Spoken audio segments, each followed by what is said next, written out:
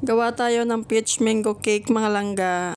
Una, mag-bake muna tayo ng chiffon cake.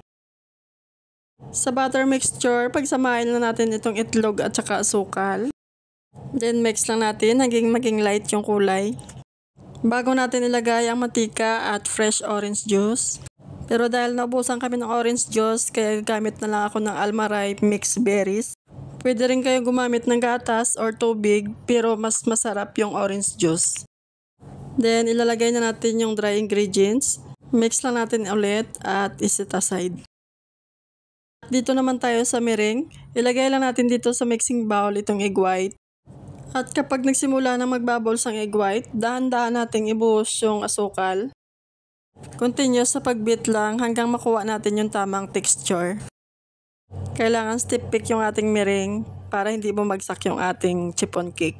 Ilalagay lang natin dito yung butter mixture at i-fold natin dahan-dahan. I-transfer lang natin ito sa baking pan, then i-bake natin ito ng mga 45 minutes. Habang nakasalang yung ating cake, slice muna natin itong ating mga mangga at peaches. Then gawa na rin tayo ng cream. Pagsamahin na natin itong thick cream, Kesta cream at condensed milk. Gagamit tayo dito ng electric hand mixer. Beat into high speed hanggang maging double in size or umalsa yung ating cream. Mag-assemble na tayo ng cake. Hinati ko lang sa dalawa itong chiffon cake. Yung kalahati ng cake ay nilagay ko sa cake board. At binalik ko itong baking pan, yung gilid lang, para hindi kumalat yung cream. Papatungan natin ng cream itong chiffon cake, grated cheddar cheese, at sliced mango and peach.